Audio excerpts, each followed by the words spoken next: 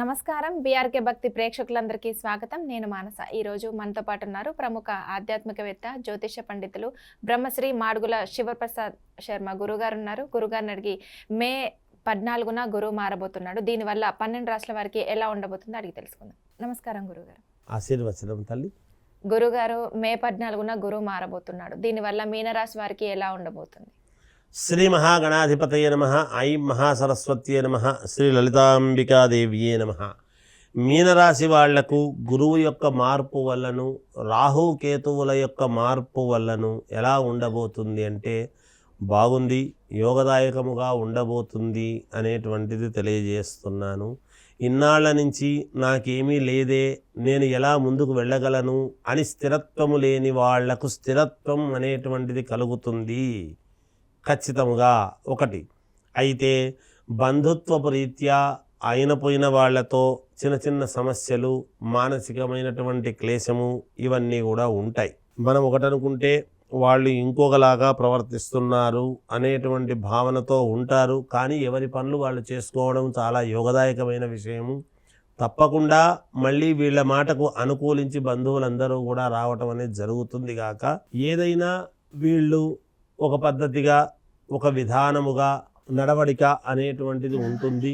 ఆ నడవడికతో ముందుకు వెళ్ళి అన్ని పనులు సాధించుకోవటం అనేది జరుగుతుంది గాక ఖచ్చితముగా సాధించుకొని విజయము వైపు వీళ్ళ యొక్క నడవడిక ఉంటుంది అనేటువంటిది స్పష్టమవుతుంది.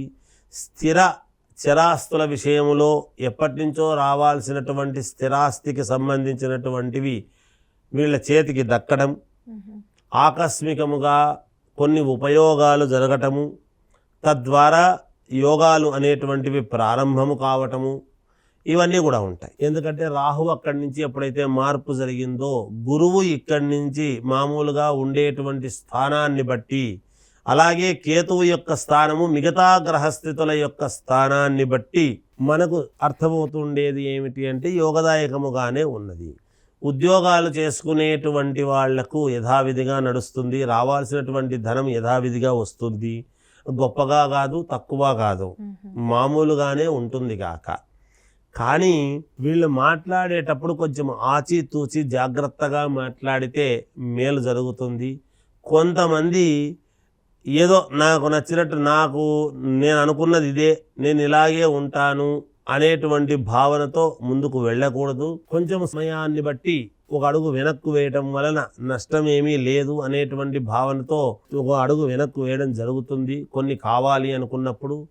కాబట్టి యోగముగా ముందుకు వెళ్ళటానికి, వీళ్లకు కొన్ని ఉపయోగాలు జరగటానికి కావాల్సినటువంటి నిర్ణయాలు వాళ్లకు వాళ్లే తీసుకుంటారు కాక ఎవరు ఏమీ చెప్పనక్కర్లేదు కాక. ఎందుకంటే షష్టగ్రహ కూటమి యొక్క ప్రభావము అనేటువంటిది ఇంకా ఒక 2 నెలల పాటు ఉంటుంది కాబట్టి దానికి అనుకూలముగా కొంతవరకు నడుస్తూ ఉంటాయి.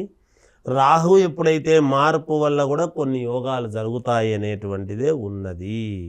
ఏది ఏమైనా మీనరాశి వాళ్లకు అనుకూలవంతమైనటువంటి ఫలితాలుగానే అన్ని రకాల వాళ్లకు, అన్ని రంగాలలో ఉండేటువంటి వాళ్లకు యోగదాయకముగా ఉంది అనే తెలియజేస్తూ ఉన్నాను.